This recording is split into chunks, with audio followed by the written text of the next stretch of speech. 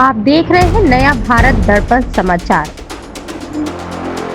भोजपुरी गायिका नेहा सिंह राठौर कहती हैं, मैंने अभी तक आदेश नहीं पढ़ा है, लेकिन सुप्रीम कोर्ट का फैसला मेरी गिरफ्तारी पर रोक लगाने का है। यह मेरे लिए अच्छी खबर है। मैं इसके लिए सुप्रीम कोर्ट को धन्यवाद देना चाहती हूँ। जब मुझे दूसरा नोटिस मिला तो मैं जांच अधिकारी के सामने अपना बयान दर्ज कराने गई। तब तक सूर्यास्त हो चुका था, इसलिए मेरा बयान दर्ज नहीं हो सका, लेकिन आगे जो भी कार्रवाई होगी मैं उसमें सहयोग करूंगी। उसमें अब सुप्रीम कोर्ट से जो राहत मिली है, क्या कुछ शर्तें रखी गई हैं इसको लेकर के? नहीं, अभी मैंने ऑर्डर तो नहीं पढ़ा है, लेकिन हाँ, सुप्रीम कोर्ट का जो फैसला है वो मेरी गिरफ्तारी पर रोक का है और ये मेरे लिए बहुत सुखद खबर है और इसके लिए मैं माननीय सुप्रीम कोर्ट का बहुत धन्यवाद करना चाहती हूँ।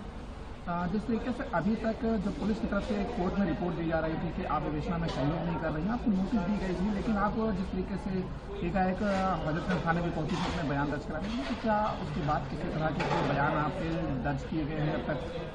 नहीं, मुझे दूसरा नोटिस आते ही मैं विवेचक के समक्ष जो है अपना बयान बयान जो है वो दर्ज कराने के लिए पहुंची थी और सूर्यास्त हो गया था उस दिन, तो बयान मेरा दर्ज नहीं हो पाया, लेकिन मैं गई हुई थी और आगे भी जो कुछ भी सहयोग होगा विवेचना अधिकारी के समक्ष प्रस्तुत होने का, जांच में जो सारी भी चीजें जो प्रोसेस होती हैं मैं उसमें सहयोग करूंगी।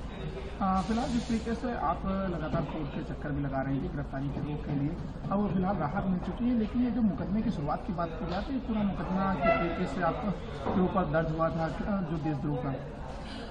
पहलगाम में जो आतंकवादी हमला हुआ था तो उसमें मैंने प्रधानमंत्री जी से 2-4 ट्वीट्स करके सवाल पूछे थे कि सर इसकी जिम्मेदारी कौन लेगा, तो उसी से संबंधित 27-28 अप्रैल को ये मामला देशद्रोह का दर्ज हुआ था मेरे खिलाफ। वही सारी चीजें प्रोसेस हो रही हैं, 8-9 महीना पहले का मामला है सर जी।